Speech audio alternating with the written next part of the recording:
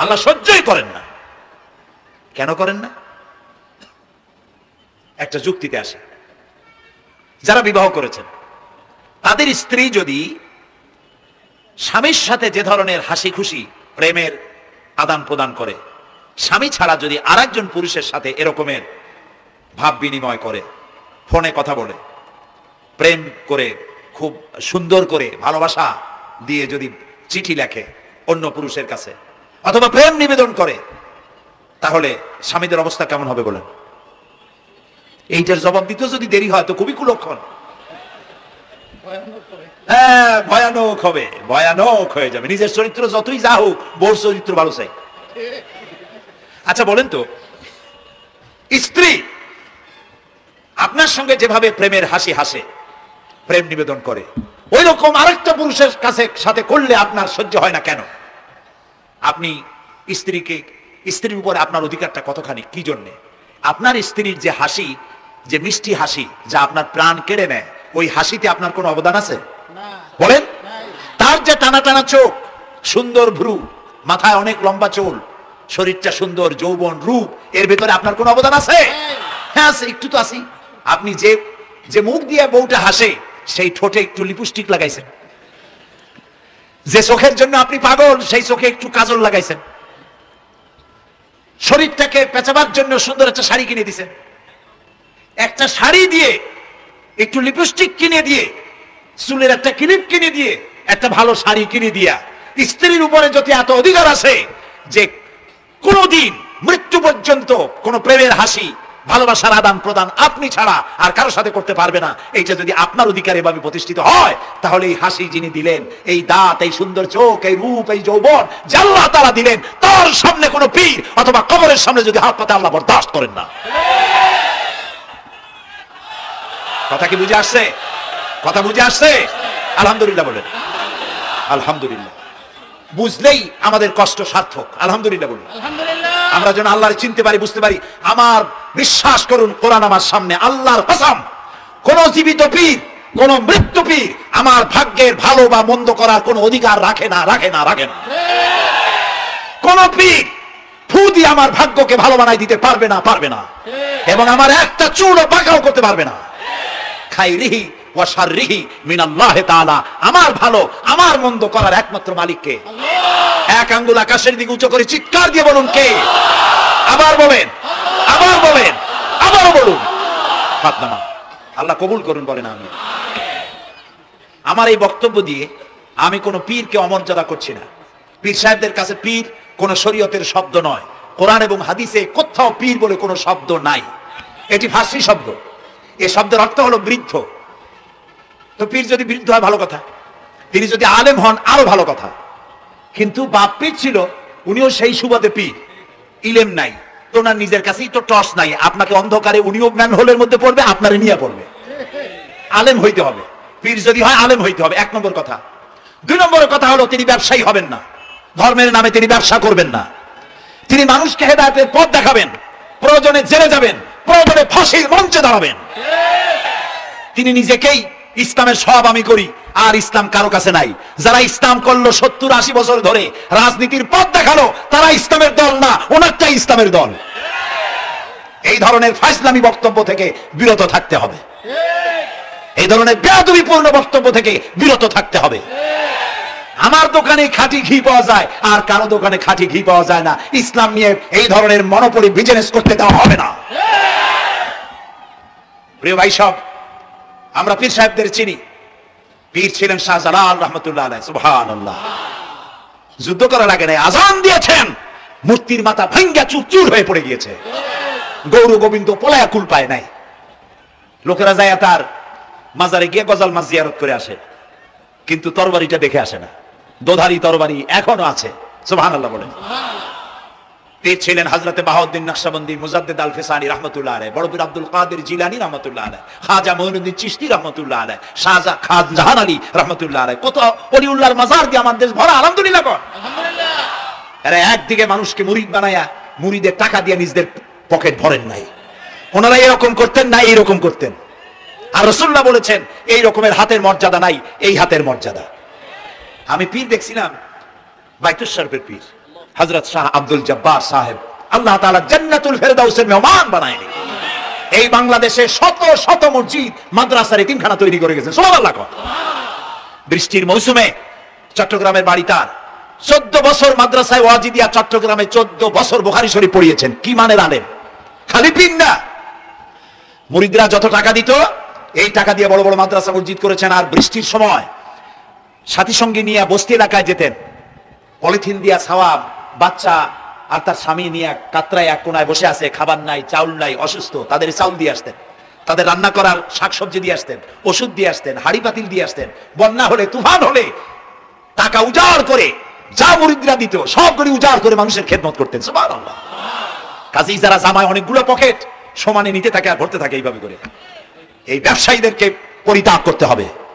পীর হয়েছে ওই সমস্ত লোক যারা নাকি ধর্মের নামে ব্যবসা করে না, বরং আল্লাহর দ্বীনকে প্রতিষ্ঠা করার জন্য কথা বলে। প্রিয় ভাই সব, আমাদের জেহেন সাফ করতে হবে, পরিষ্কার করে বুঝতে হবে আমার ভালো আমার মন্দ কে করতে পারে? সম্রাট শাহজাহান নাম শুনেছেন? কোথার বাদশা বলেন? দিল্লির সম্রাট। সম্রাট শাহজাহান পৃথিবী জোড়া নাম তার। কবি বলছেন, শাহনে জাহাं को जिन्हें फख्र से देते थे बाज, वाज कब्र में है सूरह अलहम्दु की मोहताज। যে শাহজাহানকে কর দিয়া ট্যাক্স দিতে পারলে জনগণ নিজেদেরকে গৌরবান্বিত বলে মনে করত, সেই শাহজাহান কবরে শুয়ে আছে সূরা ফাতিহার মুহতাজ হয়ে আছে, সুবহানাল্লাহ। যদি কেউ আমার কবরের কাছ থেকে হেঁটে যাইতো আর একটু সূরা ইখলাস পড়ে সব রেসানি করতো, আমি কিছু পাইতাম। আরে এই এতিম ফকির হয়ে শুয়ে আছে। এক ফকির দিল্লি ঘুরতেছে, একজন বলছে, ভাই তোমার তো খয়রাত করে দেখতেছি আমি সেই ছোটবেলা থেকে, খালি তুমি খয়রাত করো। একটা জিনিস আপনারা মনে রাখবেন, গরিব, আজকে যারা গরিব পরিশ্রমের মধ্য দিয়ে কালকে তারা ধনী হতে পারে, কিন্তু যারা ভিক্ষুক, যারা ভিক্ষা করে জিন্দেগিতে কোনোদিন তারা বড় হতে পারবে না। ভিক্ষা করা যাদের অভ্যাস জীবনেও বাড়ি করতে পারবে না, জীবনেও ধনী হইতে পারবে না, কিন্তু গরিব ধনী হইতে পারবে। কারণ হলো আল্লাহর কাছে দুইটা বৈধ জিনিস অত্যন্ত ঘৃণিত। কয়টা? একটা হলো তালাক আর একটা হলো ভিক্ষাবৃত্তি, মানুষের কাছে চাওয়া। আল্লাহ পছন্দ করেন না। কই ভিক্ষুক ঘুরতেছে, একটা লোক বলল, মিয়া তোমার তো সারা জীবনই খরচ করতে দেখি। কই খরচ করবো না, করবো কি? যার কাছে যাই সে দেয় 4 আনা 2 আনা 1 টাকা, এর বেশি তো দেয় না, তেদি আমি কেমনে বড় লোক হবো? কয় যে তুমি বাদশারে চোখে দেখো না, বাদশারে চোখে দেখো না। কয় বাদশার কাছে কি আমার মতো লোক যাইতে পারে নাকি? কয় না, যাইতে হবে, যাও। বাদশা একবার যাবা, এমন দেওয়া দেবে জীবনে আর তোমার খরচ করা লাগবে না। পাতি শিয়ালের পিছনে ঘুরে তো লাভ নাই, পাতি শিয়ালে খায় মুরগি, তোমার একটা ঠ্যাং দেবে, দাঁতের খেলালের কাজ হবে না। বাঘের পিছনে ঘোরো, বাঘে খায় গরু আর হরিণ, একটা রান দিলে তুমি 1 সপ্তাহ খাইতে পারবে। কাজে ঘুরতে গিয়েও বোঝা উচিত কার সাথে ঘুরি। তো বলছে বাদশার কাছে যাও। তো বাদশারে পাবো কই? কই তো দেখলাম কেবল মসজিদে ঢুকলো। তারপরে ফকির গিয়ে দাঁড়ায় আছে বারান্দায়, দেখে যে উনি বাদশা ভেতরে বসে হাত তুলে আছে ভাবে, আর চোখ দিয়ে পানি পড়ে দাড়ি ভিজে ভিজে পড়তেছে। নামাজ শেষ করে, মোনাজাত শেষ করে বাদশা বেরিয়েছেন। কোন বাদশা? শাহজাহান। বাইরে আসার পর ফকির বলল, আসসালামু আলাইকুম বলে আর ফকির রওনা করছে। বাদশা বলে, দাঁড়াও, তুমি যে রওনা করলা তোমার তো ভিক্ষুক মনে হয়, আর লোকেরা যারা ভিক্ষুক না তারাও তো আমার কাছে চায়, আর তুমি তো ভিক্ষুক, চাইলে না কেন কিছু? ভিক্ষুক বলে, জাহাপানা, আমি কিছু চাইতে এসেছিলাম আপনার কাছে, কিন্তু আপনার করুণ অবস্থা দেখে আমার জ্ঞানের চোখ খুলে গিয়েছে। আমি দেখতে পেলাম আমি যার কাছে চাইতে এসেছি, আমি তো কান্দি না, হাতও বাতি নাই। যার কাছে চাইতে আসলাম দিল্লির সম্রাট, আবার কোন সম্রাটের কাছে হাত পেতে ভিক্ষুকের মতো কি জানি চায়, আর চোখ দিয়া পানি পড়ে দাড়ি ভিজে ভিজে পড়ছে। আমার জ্ঞানের চোখ খুলে গেছে, দুনিয়ার বাদশার কাছে আর চাইবো না। বাদশা কান্দে যে বাদশার কাছে, তার কাছেই চাইবো। প্রিয় ভাই সব, এই জন্য জিহেন সাফ করে ফেলুন। দুনিয়ার কোন মানুষের জন্য, মানুষের কাছে নয়, কোন কবরে নয়, কোন কারো কাছে নয়, আল্লাহ তাআলার কাছেই আমরা নামাজের মধ্যে ঘোষণা করেছি, ইয়াকা না'বুদু ওয়া ইয়াকা নাস্তাঈন। আল্লাহ তাআলা তোমার একমাত্র ইবাদত করি, তোমার কাছেই সাহায্য চাই। কাজে সাহায্য আল্লাহর কাছে। কার কাছে চাইবো বলে? আল্লাহ আমাদের ঈমান পোক্ত করে দিন। আমরা বলি আমিন, আমরা বলি আমিন। অসুখ বিসুখ হইলে পরে ধৈর্য ধরবেন। অনেক মানুষ আছে জ্বর হইলে কয় যে এত নামাজ পড়ি খালি জ্বর আমারই হয়, এত রোজা রাখি, ভালো ভালো কাম করি, আমার ছেলের অসুখ মনে সারি না। এই জাতীয় কথা বলবেন না। মুমিনের পায়ে যদি কাঁটা ফোটে সওয়াব থেকে খালি নাই, ধৈর্য ধরতে হবে। কাঁটা ফুটছে বলেন ইন্না লিল্লাহ। আজাবান লিল মুমিন, মুমিনের জন্য বড়ই আশ্চর্য ব্যাপার, বিপদ হইলেও শুকর আদায় করে আর সুখে থাকলেও শুকর আদায় করে, সুবহানাল্লাহ বিহামদি।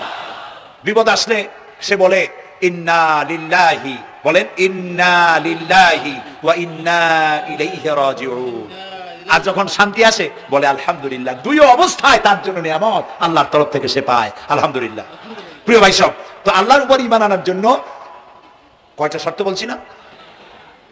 এই যে প্যাচ লেগে গেছে, কয় যে তিনটা। আল্লাহর উপর ঈমান আনার জন্য শর্ত কয়টা? চারটা। চারটা বলছি কয়টা? দুইটা। আরেকটা হচ্ছে আল্লাহর কুদরত, এ বিশ্বাস করা। আল্লাহর কুদরত মানে শক্তি। আল্লাহর কিছু বিশ্বাস করবেন, বলেন জোরে, শক্তি। আকাশ এবং জমিনে শক্তিশালী কে?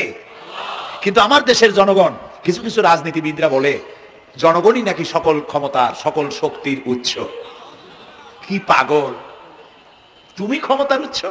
নাকের মধ্যে ময়লা, দাঁতে ছাতা, পেটের মধ্যে দুর্গন্ধ ভরা, ক্ষমতার উৎস? আশ্চর্য কথা।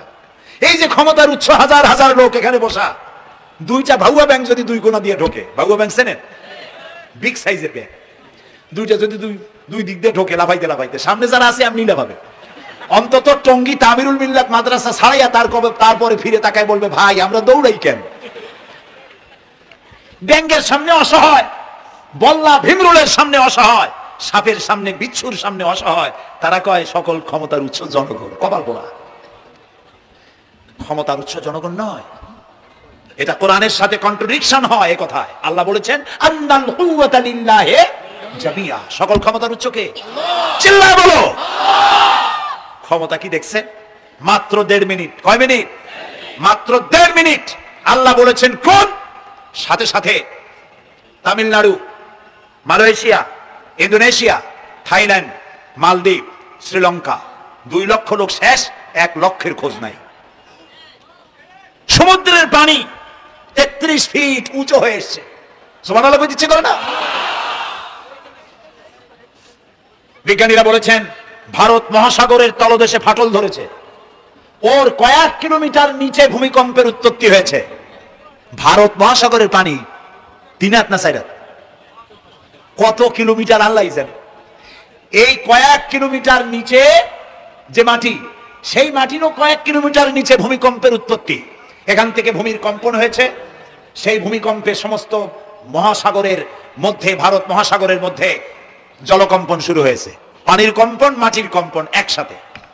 33 ফিট উঁচা, মানে 4 তলা বিল্ডিং এর মতো উঁচু হয়ে আসছে পানি। 4 তলা পরিমাণ উঁচু হয়ে পানি চলে আসছে। বাড়ি গাড়ি সব কিছু খড় কুটার ন্যায় সব উড়িয়ে দিয়েছে।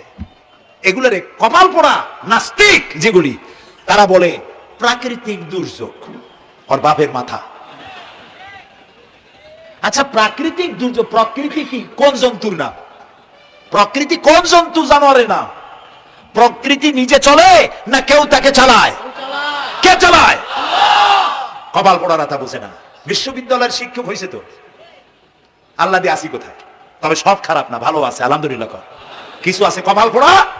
বিশেষ করে শান্তিনিকেতনে যারা পড়াশোনা করে আসে, সাহিত্য চর্চা করে, এই সাহিত্য চর্চা করতে করতে এক পর্যায়ে কপাল পুড়ে যায়। আল্লাহরে চিনতে পারে না। সব চেনে, আল্লাহরে চেনে না।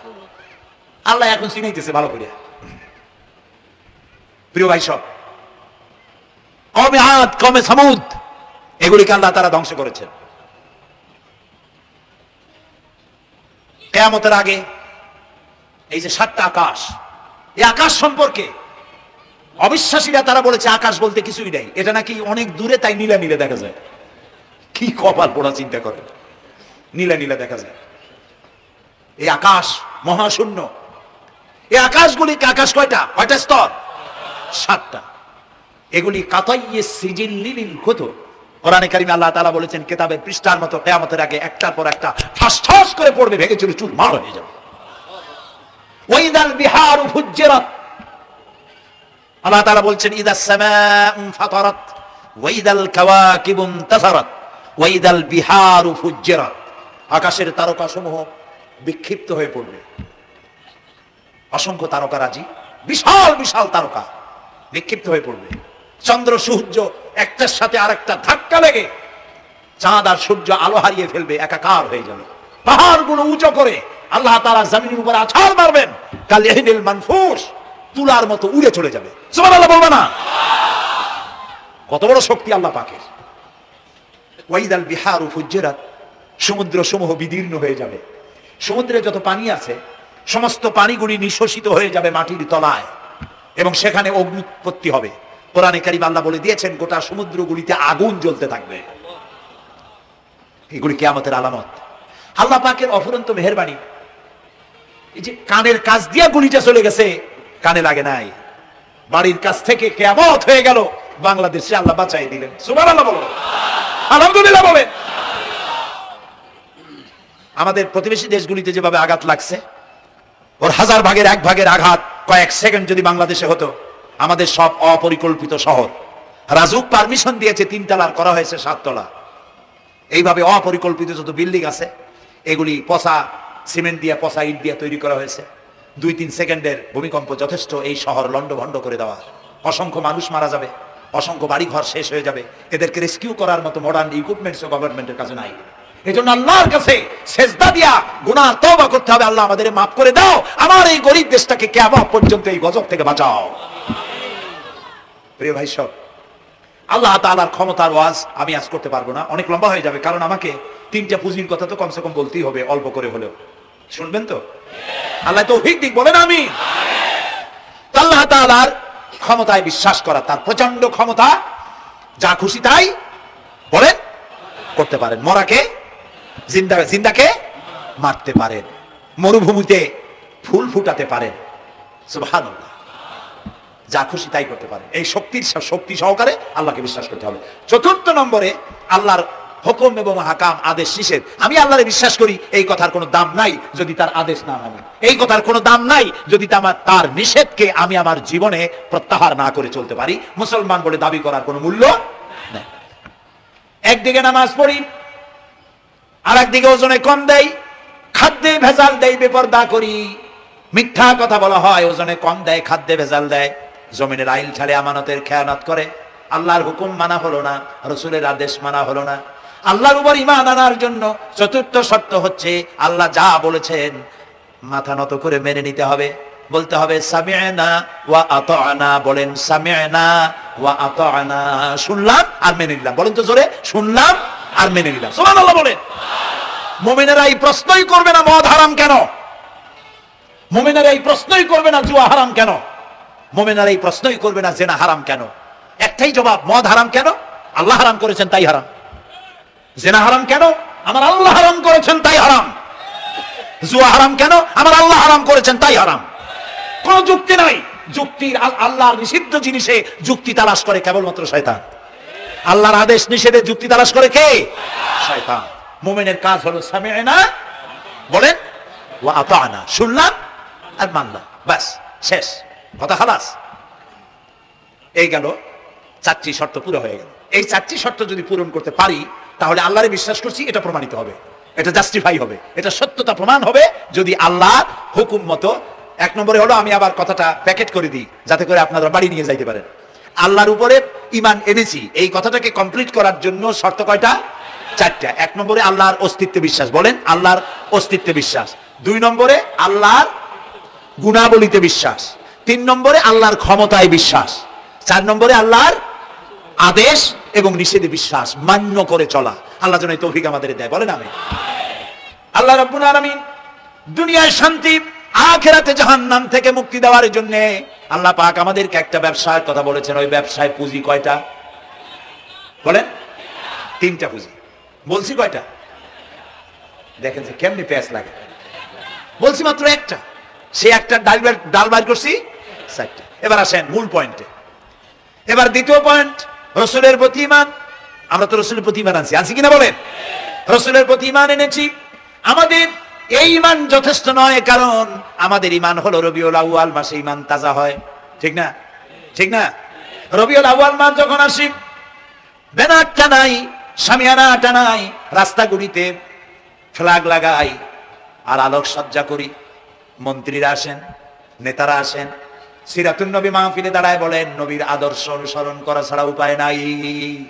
অথচ ওনার পা থেকে শুরু করে মাথা পর্যন্ত নবীর আদর্শ নাই।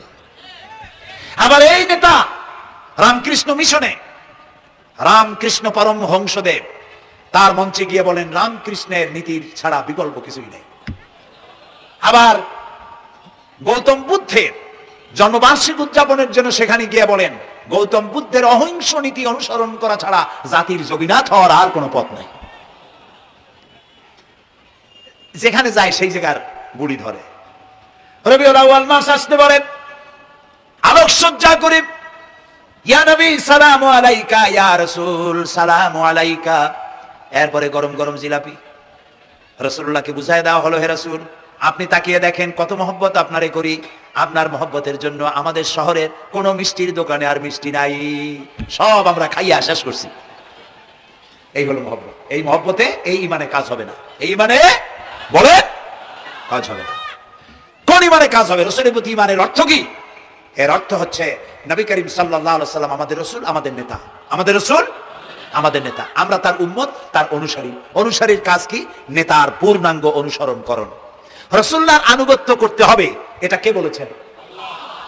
আল্লাহ রাব্বুল আলামিন সূরা আলে ইমরানের মধ্যে বলেছেন কুল ইন কুনতুম তুহিব্বুনাল্লাহ ফাত্তাবিউনি ইউহিব্বুকুমুল্লাহ ওয়া ইয়াগফির লাকুম যুনুবাকুম আল্লাহু গফুরুর রহিম। হে নবী আপনি বলুন, তোমরা যদি আল্লাহকে ভালোবাসো তাহলে তোমার কাজ হচ্ছে, তোমরা যদি আল্লাহকে ভালোবাসো তাহলে তোমরা আমার আনুগত্য করো, আমার অনুসরণ করো। কার? রাসূলের। বলেন কার? রাসূলের অনুসরণ যদি তোমরা করো, খেয়াল করে শুনতেছেন তো? আল্লাহ তাআলা বলছেন নবী আপনি বলেন তোমরা যদি আল্লাহকে ভালোবাসো, তোমাদের এই দাবি যদি সত্য হয় তাহলে আমার অনুসরণ করো, আমার আনুগত্য করো। আমার অনুসরণ, আমার আনুগত্য করলে পরে তোমাদেরকে আল্লাহ রাব্বুল আলামিন ভালোবাসবেন এবং তোমাদের तमाम জিন্দেগীর সমস্ত গুনাহ খাতা আল্লাহ তাআলা maaf করে দিবে। আমরা কি গুনাহ maaf করাইতে চাই? বলেন চাই? আসুন রাসূলের আনুগত্য করুন। রাসূলের আনুগত্য কি রকম? রাসূল যেভাবে মুছ কাটছে আমরা সেইভাবে মুছ কাটবো। তিনি দাড়ি যেভাবে রাখছেন আমরা সেইভাবে রাখবো। তিনি চুল কাটছেন যেভাবে সেইভাবে করবো। তিনি পায়ের নখ, হাতের নখ যেভাবে কাটছেন সেইভাবে করবো। তিনি যেভাবে বিবাহ করেছেন সেই সুন্নত অনুযায়ী বিবাহ, তিনি যেভাবে দেশ চালাইছেন সেইভাবে দেশ চালাবো। রাসূলের অনুসরণের অর্থ শুধু এই নয় যে তিনি যেভাবে সুরমা লাগাইছেন আমি ওরকম সুরমা দেবো, তিনি যেভাবে কদু খাইছে আমিও কদু খাবো, এটা নয়। এটা নয়, শুধু রাসূলের আনুগত্য হবে মুরগির ফার্ম থেকে শুরু করে জাতিসংঘ পর্যন্ত, জীবনের সব ক্ষেত্রে। আর বিশ্বাস করতে হবে তিনি শেষ নবী, তারপরে আর কোন নবী আসবে না। আল্লাহ রাব্বুল আলামিন সূরা আহজাবের মধ্যে বলেছেন মা কানা মুহাম্মাদুন আবা আহাদিম মির রিজালিকুম ওয়ালাকিন রাসূলুল্লাহি ওয়া খাতামান নাবিয়্যিন।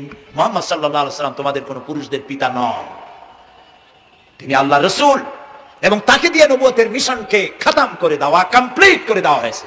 আর কোন নবী? রাসূলুল্লাহ বলেছেন লা নাবিয়্যা বাদি ওয়ালা রাসূল, আমার পরে আর কোন নবী আসবে না, রাসূল আসবে না। কথা বুঝে আসছে? আল্লাহর নবীর পরে আর কোন নবী হবে না। আল্লাহর নবী বলেছেন একটি ইমারত তৈরি করে তার ভিতরে একটা ইট যদি খালি থাকে, একটি ইটের জায়গা যদি শূন্য থাকে তাহলে সকলের চোখে ধরা পড়বে। ওই ইটখানা দিলে পরে বিল্ডিংটা কমপ্লিট হয়ে যায়। নবুয়তের যে ইমারত আল্লাহ তৈরি করেছিলেন ওর ভিতরে একটা ইটের অভাব ছিল, আল্লাহ পাক আমাকে দিয়ে সেই শূন্য জায়গা পূরণ করে দিয়ে নবুয়তের মিশনকে কমপ্লিট করে দিয়েছেন। রাসূলুল্লাহ বলেছেন আমার পরে আর কেউ নবী হবে না। পৃথিবীর সব মুসলমানদের আকীদা মুহাম্মদ সাল্লাল্লাহু আলাইহি ওয়াসাল্লামের পরে যদি কেউ নবুয়তের দাবি করে সে কাফির, হাজার বার কাফির। তারা যারা তাকে যারা নবী মানবে তারাও। রাসূলুল্লাহ বলেছেন আমার পরে 30 জন মিথ্যেবাদী নবুয়তের দাবি করবে। তার মধ্যে একজন তো দাবি করছে রাসূলের জীবদ্দশায়, একটা ছিল মেয়ে লোক আর একটা ছিল পুরুষ। পুরুষটার নাম ছিল মুসাইলামা কাযযাব, নামই ছিল কাযযাব। কাযযাব মানে মিথ্যাবাদী। দেখছেন অবস্থা, নামই মিথ্যাবাদী। উম্মতেরা কইল যে আপনি তো একজন নবী, আমরা সৌভাগ্য আর দুর্ভাগ্য হোক আপনারা নবী বলে মানলাম। মুহাম্মদ সাল্লাল্লাহু আলাইহি ওয়াসাল্লামের কাছে প্রায় জিবরাইল আসে আর ওহী আনে, আর আপনি আমাদের কোনো ওহী দিতে পারলেন না পর্যন্ত। কয় যে কেবল না নবী হইলাম, অপেক্ষা করো, ওহী আসবে না। বেশ কিছুদিন যাওয়ার পর খুব চিন্তা ভাবনা করে কয় যে ওহী একটা আসছে। উম্মতেরা সব দৌড়ে আসছে, কি ওহী? কয় যে এইমাত্র শেষ রাত্রে জিবরাইল আসছিল, আইসা আমারে কয়ে গেল একটা সূরা নাজিল করলো। সূরাটা কি? ইন্না আতাইনাকাল আকাক ফাসাল্লি লিরাব্বিকা ওয়াজআক ইন্না শানিয়াকা হুয়াল আবলাক। উম্মতের কয় সর্বনাশ, এই সূরা পড়তে গেলে তো আমরা কাইসা মরে যাব। এর অর্থ তো খুব বিকায়দা। কি সূরা নাজিল হলো আপনার উপরে? ইন্না আতাইনাকাল আকাক, মানে আমি তোমাকে হুতুম পেশা দান করেছি। সুতরাং তুমি তোমার প্রভুর উদ্দেশ্যে নামাজ পড়ো আর চিৎকার মারো, কারণ তোমার শত্রুরা সাদা এবং কালো বর্ণের। আমরা তো আগামাথা কিছু বুঝলাম না, কি হই? আচ্ছা ঠিক আছে, পয়গম্বর মুহাম্মদ সাল্লাল্লাহু আলাইহি সাল্লামকে তার উম্মতেরা নিয়ে যায় তাদের বাগানে, মাঝে মধ্যে নিয়ে যায়। নিলে পরে যে কুয়ায় পানি থাকে না, শূন্য কুয়া পানিতে ভরে যায়। যে গাছতলা দিয়ে তিনি হেঁটে যান, যে খেজুর গাছে খেজুর নাই, সেই গাছতলা দিয়ে রাসূল হেঁটে গেলেন, গাছে ফল ধরে যায়। আপনি তো এরকম কিছু দেখাইতে পারেন না। তোমরা তো আমার নেও না, চলো না যাই। নিয়ে গেছে, যাই দেখে যে কুয়ার পাট দিয়ে যায়, যে কুয়ায় পানি থাকে তা থাকে না, শুকায় যায়। যে গাছ তলায় দিয়ে যায়, ওই গাছে খোরমা থাকলে সাথে সাথে খরুগুড়ি ঝরে যায়। উম্মতের কয় কি একটা কপাল পড়া নবী পাইলাম ভাগে। আল্লাহ তারে শেষ করছে দুনিয়া থেকে, জাহান্নামে চলে গেছে। সেই মহিলাটাও গেছে, সেও গেছে। রাসূলুল্লাহ বলেছেন এইরকম 30 জন মিথ্যাবাদী নবুয়তের দাবি করবে কিয়ামতের আগ পর্যন্ত। গোলাম আহমদ কাদিয়ানী, এ হলো ইতিহাসে আমরা যত পাই, তার পর্যন্ত 28 জন হয়েছে। মুহাম্মদ সাল্লাল্লাহু আলাইহি সাল্লামের ইন্তেকালের পর ওকে নিয়ে হয়েছে 28 জন। কয়জন হইল? বাকি আছে কয়জন? তাই বলে কিয়ামত যে এই 2 জন হইলি আগামী বছর বা 5-6 বছরের মধ্যে কিয়ামত হবে, ওইটা চিন্তা করেন না। এই পৃথিবীতে একটা লোক আল্লাহ শব্দ উচ্চারণ করার যদি থাকে, কিয়ামত সে পর্যন্ত হবে না। সুবহানাল্লাহ। সুতরাং বহুত দেরি আছে কিয়ামতে। তবে ওর মতো আরো শয়তান 2 জন আসবে। গোলাম আহমদ কাদিয়ানী বলল, আমি পয়গম্বর, আমি নবী, আমার উপরে ওহী আসে। তো তার সঙ্গে ওই যুগের বড় আলেম মাওলানা আতাউল্লাহ শাহ বুখারী রাহমাতুল্লাহ আলাইহি, তিনি বললেন, আচ্ছা তুমি যে নবুয়তের দাবি করো, এই শক্তি তুমি পাও কই? কয় যে আমার শক্তি তো কোরআন, কোরআনের মধ্যেই আছে আমার কথা। কোথায়? কয় সূরা সফের মধ্যে আছে। ইয়াতি মিন বাদি ইসমুহু আহমদ। ঈসা আলাইহিস সালাম আমার ব্যাপারে ফোরকাস্ট করেছেন, ভবিষ্যৎবাণী দিয়েছেন যে আমার পরে একজন আসবে, তার নাম হবে আহমদ। আমি তো সেই আহমদ। মাওলানা বুখারী বলছেন, বেকুব, ঈসা আলাইহিস সালাম যার কথা বলেছেন তার নাম, ঈসা আলাইহিস সালাম যার কথা বলেছেন তার নাম হলো ফকাত আহমদ, আর তোমার নাম হলো গোলাম আহমদ। তাহলে এতে করে বোঝা যায় ঈসা আলাইহিস সালাম যার কথা বলেছেন তুমি সেই আহমদের গোলাম। তো তুমি নবুয়তের দাবি করো কেন? গোলাম আহমদ কয় যে হুজুর, আমার নামের আগে গোলাম বৈশা একটু সমস্যা হয়েছে, ঠিক, যে গোলামটারে যদি বাদ দেই তাহলে তার আপনি আপত্তি করতে পারেন না, আমি আহমদ থাকি আর আপনি আমার উম্মত হয়ে যান। আমি আমার কথা ঈসা আলাইহিস সালাম বলেছেন। মাওলানা বুখারী বলছেন, দেখো তোমার ফতোয়া অনুযায়ী তুমি বলছো নামের প্রথম অংশ বাদ দিয়া শেষের অংশ নিয়ে তোমার উপর ঈমান আনতে, তাহলে আমি, আমার নাম আতা আল্লাহ, তোমার ফতোয়া অনুযায়ী আমার নামের প্রথম অংশ বাদ দিলাম, আতা গেছে, থাকছে আল্লাহ। আর আল্লাহ হয়ে বলছি তোর মতো গাধারে আমি নবুয়ত দেই নেই। এরপর এই শয়তানের মৌত হলো কোথায়? বলেন কোথায়? পায়খানার ভিতরে। এই কাদিয়ানীরা, গোলাম আহমদ কাদিয়ানী কাফের, ওরে যারা নবী বলে মানে তারাও কাফের। প্রিয় ভাই সব, পৃথিবীর 48টি মুসলিম দেশ কাদিয়ানীদেরকে নন মুসলিম মাইনরিটি হিসাবে ঘোষণা দিয়েছে রাষ্ট্রীয়ভাবে। সৌদি গভর্নমেন্ট আইন পাশ করেছে, কিয়ামত পর্যন্ত কাদিয়ানীরা মক্কা মদিনায় প্রবেশ করতে পারবে না। বিগত 100 বছরের ভিতরে কোনো কাদিয়ানী মক্কা মদিনায় ঢুকতে পারে নাই। আজকে বাংলাদেশে খতমে নবুয়তের আন্দোলন নতুন কিছু নয়। দীর্ঘদিন থেকে এই উপমহাদেশে খতমে নবুয়তের আন্দোলন চলছে। এই আন্দোলন চলবে যতদিন পর্যন্ত সরকারের পক্ষ থেকে তাদেরকে নন মুসলিম মাইনরিটি ঘোষণা না করা হচ্ছে, আন্দোলন চলবেই। এদের লাশ রাস্তায় ফেলাই দিবা আর 14 কোটি মুসলমান তাকিয়ে তাকিয়ে দেখবে, তা বিশ্বাস করো না। খতমে নবুয়তের আন্দোলন যারা করেন, এই জাতির 14 কোটি মুসলমানের সমর্থন তাদের পেছনে রয়েছে। কাজী তাদের ব্যাপারে উচ্চবাচ্য কথা বলতে গিয়ে ব্যারিস্টার হন, আইনজীবী হন, যেই হন, খতমে নবুয়তের আন্দোলন যারা করে তাদের ব্যাপারে কথা বলতে গিয়ে মুখ সামলে কথা বলবেন। এদেশের মানুষ শহীদ হয়ে যাবে, কাদিয়ানীদেরকে বরদাস্ত করবে না। আমাদের দেশে হিন্দু, থামুন, আমাদের দেশে হিন্দু, খ্রিস্টান, বৌদ্ধ আমাদের দেশের নাগরিক অধিকার ভোগ করে না? আমাদের সমান নাগরিক অধিকার তারা ভোগ করে। কাদিয়ানীরাও হিন্দু খ্রিস্টানদের মতো নন মুসলিম মাইনরিটি হিসেবে এদেশে বসবাস করে নাগরিক সুবিধা ভোগ করবেন, কোনো অসুবিধা নাই। কিন্তু আপনি মুসলমান বলে দাবি করবেন না, শেষ নবী মানবেন না, আমরা এই ব্যাপারে কিয়ামত পর্যন্ত আপোষ করব না।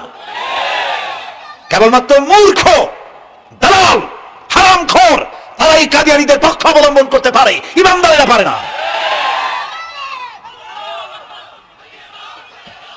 কাদিয়ানীরা যে সব মসজিদ তৈরি করে, এগুলি মসজিদ নয়, এগুলি উপাসনালয়। হিন্দুদের মন্দিরকে যেভাবে আমরা সম্মান করি, ওদের উপাসনালয়কে সম্মান করি। কিন্তু কাদিয়ানীরা যতদিন মুসলমান নামের পরিচয় দিতে থাকবেন, আমরা আমাদের অধিকার আদায়ের জন্য সুশৃঙ্খল ভাবে গণতান্ত্রিক পদ্ধতিতে আমরা এই অধিকার আদায়ের চেষ্টা করব। খতম নবুয়তের আন্দোলন কোনো রাজনৈতিক আন্দোলন নয়, এটি আমাদের ইমানের আন্দোলন। যারা আন্দোলন করতেছেন তারা আমাদের ফরজে কিফায়ার দায়িত্ব পালন করছেন। প্রিয় ভাই সব, রাসূলের প্রতি ঈমান আনতে হলে এরকম ঈমান আনতে হবে, তারপরে আর কোন নবী আসবে না। তারপরে কথা হলো তাকে অনুসরণ করতে হবে পায়ের নখকাটা থেকে শুরু করে মাথার চুল পর্যন্ত, জীবনের সব ক্ষেত্রে রাসূলের অনুসরণ করতে হবে। তিনি সেনাপতি ছিলেন, শ্রমিক ছিলেন, পিতা ছিলেন, নানা ছিলেন, স্বামী ছিলেন, ঠিক না? তিনি রাষ্ট্রপ্রধানও ছিলেন। আজকে যারা ধর্ম আর রাজনীতি আলাদা করেন তারা মুনাফিক, মুসলমান নয়, তারা কি? মুনাফিক। এই জন্য আমাদেরকে মনে রাখতে হবে নবী করিম সাল্লাল্লাহু আলাইহি ওয়াসাল্লাম রাষ্ট্র পরিচালনা করেছেন।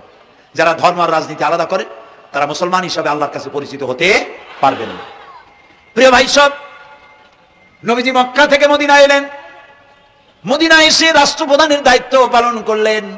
আজ তিনি রাষ্ট্রপ্রধান, কোরআন হলো সংবিধান, কোরআনের আইন চালু করে দিলেন। চুরি বন্ধ হলো, ডাকাতি বন্ধ হলো, জেনা ব্যভিচার বন্ধ হয়ে গেল, মানুষ দরজা খুলে ঘুমাবার সুযোগ পেল। সুবহানাল্লাহ, সুবহানাল্লাহ। নবী করিম সাল্লাল্লাহু আলাইহি ওয়াসাল্লাম একটি সুন্দর সুখী সমাজ পৃথিবীতে চালু করে গেলেন। আজ আমাদের ভাগ্য যদি খুলতে হয়, রাসূলের অনুসরণ করি আমাদেরকে রাষ্ট্র পরিচালনা করতে হবে। ইসলাম সন্ত্রাসকে প্রশ্রয় দেয় না, ঠিক না ভাই? আমাদেরকে যারা সন্ত্রাসী বলে, ওরাই তো সন্ত্রাসের দাদা, ওরা সন্ত্রাসের জন্মদাতা। আমাদেরকে সন্ত্রাসী বলো? আমি আমেরিকায় বক্তব্য করেছি, লন্ডনে বক্তব্য করেছি, আমি তাদেরকে বলছি তোমরা আমাদেরকে সন্ত্রাসী বলো, আমাদের দেশে যাইয়া দেখো, তোমাদের এখানে সমস্ত সুপার মার্কেটগুলি সব বন্ধ হয়ে যায় বেলা 4টায়, কোনো মার্কেট খোলা থাকে না। কেন খোলো না? তোমরা সিকিউরিটি দিতে পারবে না বলে খোলো না। চুরি হবে, ডাকাতি হবে, লুটপাট হবে, এই জন্য বিকেলই সব বন্ধ হয়ে যায়, রাতে কোনো দোকান খোলা থাকে না। যাও তো আমাদের দেশে, আমাদের তো সন্ত্রাসী বলো, গরিব দেশ। আমাদের দেশের বাবুরহাটে, নরসিংদীর কাছে বাবুরহাট, যেটাকে এই দেশের ম্যানচেস্টার বলা হয়, সারা রাত কোটি কোটি শত কোটি টাকা কাপড় চোপড় বেচা কিনা হয়, পুলিশের গন্ধ খুঁজে পাওয়া যায় না, সারা রাত বেচা কিনা হয়। গ্রামের বাজারগুলি যায় দেখেন আমাদের দেশে, যশোরে, খুলনায়, উত্তরবঙ্গে রাত 2টা 2:30 পর্যন্ত বেচা কিনা হয়, ঠিক না? এই যে আমাদের দেশে আল্লাহর মেহেরবানি, এবারে যে ঈদের সময় ঈদ আর পূজা একসাথে হইল, মুসলমান মেয়েরা, হিন্দু মেয়েরা সোনা দানা গলায় পরিয়া, হাতে পরিয়া, তারপরে বাজারঘাট ঈদের কেনাকাটা, পূজার কেনাকাটা করছে, কোনো অসুবিধা হয় নাই, ঠিক না? আল্লাহর মেহেরবানি র্যাবে জি যা করার করছে। মক্কা শরীফে, মদিনা শরীফে দেখলাম লোকেরা হাত তুলে, বাংলাদেশি লোকেরা ওখানে যারা আছে, র্যাবের জন্য দোয়া করছে, আল্লাহ র্যাবের প্রতি তুমি রহমত নাজিল করো, আল্লাহ রহম করুন কোন। আমি দেশের যতটা অসুবিধা হয়েছিল তার থেকে অনেক গুণ জ্ঞান হয়ে গেছে, আলহামদুলিল্লাহ, আলহামদুলিল্লাহ। প্রিয় ভাই সব, এই যে আল্লাহ রাব্বুল আলামিন মুসলমানদেরকে পৃথিবীর মধ্যে সব থেকে বেশি শান্তি প্রিয় করেছেন, কোন আলহামদুলিল্লাহ। তোমরা আমার মক্কা যাইয়া দেখো, মক্কা মদিনায় যাইয়া দেখো, আমাদের কেউ সন্ত্রাসী? মক্কা মদিনায় লক্ষ লক্ষ মানুষ এই যে সব চলে গেছে, এখন কোথায় গেছে? সারা পৃথিবী থেকে মানুষের এখন ছুটছে ছুটছে, পৌঁছে গেছে, আর পথে আছে, প্লেনে আছে, নদীতে আছে, গাড়িতে আছে, সুবহানাল্লাহ। লক্ষ লক্ষ মানুষ চলে গেছে, সবার একই ড্রেস, একই গন্তব্য, একই স্লোগান, লাব্বাইক আল্লাহুম্মা লাব্বাইক। সব মানুষ চলে গেল। আমি 96-তে যখন পার্লামেন্টে আসলাম, প্রথম পার্লামেন্টে এক বক্তৃতার ভেতরে আমি বলেছিলাম যে আমাদের দেশে নেতা নেত্রীরা ওমরা করে, হজ করে। আচ্ছা, আপনারা যাইয়া দেখেন কি করেন, কি আনেন কি? যাইয়া একটু তোয়াফ করিয়া আসার সময় আতর আর পাথর, সুরমার খুরমা পকেট ভরে নিয়ে আসেন, কিন্তু চোখে দেখেন না। আল্লাহ তাআলা বলছেন, আওয়ালাম ইয়ারাউ আন্না জাআলনা হারামান আমিনান, তোমরা কি দেখতে পাও না আমার এই হারামকে আমি কিভাবে নিরাপত্তার শহর বানিয়েছি? সুবহানাল্লাহ। রাত 2:30-3টার সময় চালু জামাত আমরা কোথাও পাবো না, এবং জীবনে আরেকটা জামাত এরকম পাবো তার কোনো নিশ্চয়তাও নাই, ঠিক না ভাই? নামাজ আমরা আদায় করে যাব 5 ওয়াক্ত, কি বলে এখানে সারা জীবন 5 ওয়াক্ত নামাজ সঠিকভাবে আদায় করব, আর এশার নামাজ আমরা এখানে জামাতে আদায় করে যাব। আর এই বিশাল মাহফিল তৈরি করতে অনেক খরচ হয়েছে, আপনারা নিশ্চয়ই দেখতে পান এত বড় প্যান্ডেল করতে কত টাকা খরচ হতে পারে, এবং তারা প্রচেষ্টা করেছে। আপনারা এই লাইটিং, মাইকিং, প্যান্ডেল, স্টেজ, তারপরে পোস্টার, গেট ইত্যাদি তৈরি করতে বহু টাকা খরচ হয়েছে। আপনারা যাওয়ার সময় মেহেরবানি করে তাদেরকে চতুর্দিকে ড্রাম এবং চাদর নিয়ে লোকেরা দাঁড়িয়ে থাকবে, আপনারা আল্লাহর রাস্তায় তাদেরকে কিছু সহযোগিতা করে যাবেন। রাজি আছেন আপনারা? রাজি আছেন? আল্লাহ আপনাদেরকে তৌফিক দিন। মা বোনেরা যারা এসছেন, মা বোনদের জন্য আজকে তেমন কোনো কথা বলতে পারলাম না, তবে যা বলেছি নারী এবং পুরুষ সকলের জন্য সমভাবে প্রযোজ্য। আপনাদের জন্য একটু বেশি করতে হবে। এই রাসূলুল্লাহ বলেছেন, আল মারআতু ইজা সাল্লাত খামসাহা ওয়া সামাত শাহরাহা ওয়া আতাআত বালাহা ওয়া আহসানাত ফারজাহা। রাসূলুল্লাহ বলেছেন, যেসব মহিলারা 5 ওয়াক্ত নামাজ সঠিকভাবে আদায় করে, রমজান মোবারকের রোজা রাখে, সতীত্বের হেফাজত করে, স্বামীর আনুগত্য করে চলে, কিয়ামতের দিন ওই সব মহিলারা আল্লাহর জান্নাতের যে দরজা দিয়া খুশি সেই দরজা দিয়া জান্নাতে প্রবেশ করতে পারবে। সুতরাং আপনারা এই কথাগুলি মেনে চলুন, আল্লাহ আপনাদেরকে তৌফিক দিন। আমি মোনাজাত করব এখনই, আপনারা যাওয়ার সময় সকলে সহযোগিতা করে যাবেন। আর নামাজের জন্য একটি বই আছে, চরিত্র গঠনে নামাজের অবদান। আমরা যে নামাজ পড়ি অনেক সময় নামাজ হয় না, নামাজ হয় না। রাসূলুল্লাহ বলেছেন, সাল্লু কামা রাআইতুমুনি উসাল্লি, নামাজ পড়ো সেইভাবে যেভাবে আমাকে নামাজ পড়তে দেখো। জীবনের শ্রেষ্ঠ ইবাদত নামাজ, তাই যদি সঠিক না হলো তাহলে পণ্ডশ্রম হয়ে যাবে। এই জন্য নামাজ কিভাবে মানুষের চরিত্রে অবদান রাখে আর নামাজটা কেমনে পড়তে হবে, রাসূলুল্লাহ কিভাবে পড়েছিলেন, সেটি আমার এই বইটিতে লেখা আছে। এটি চরিত্র গঠনে নামাজের অবদান। এখানে লাইব্রেরি আসছে, কোথায় আপনারা খুঁজে বের করে সেটা নিয়ে যাবেন। আর একটি হলো সূরা লোকমান। সূরা লোকমানের 2টা রুকুর তাফসীর করেছিলাম আমি চট্টগ্রামে, মাত্র 2 রুকুর তাফসীর। এই 2 রুকুর তাফসীর 5 দিনে শোনার পর 48 জন হিন্দু বৌদ্ধ মুসলমান হয়ে গিয়েছিল। যাকাত সম্পর্কে, মা বাবার অধিকার সম্পর্কে হযরতে লোকমান তার সন্তানকে যে নসিহত করেছে, সেই নসিহত 9টা নসিহত ছিল। ওই নসিহতগুলি আল্লাহর এত পছন্দ হয়েছে যে আল্লাহ তাআলা নিজে লোকমানের নসিহত কোরআন শরীফে উঠাই দিয়েছে। সুবহানাল্লাহ। সুতরাং আমার নিজের, আমার সন্তানদের ভালো করার জন্য এই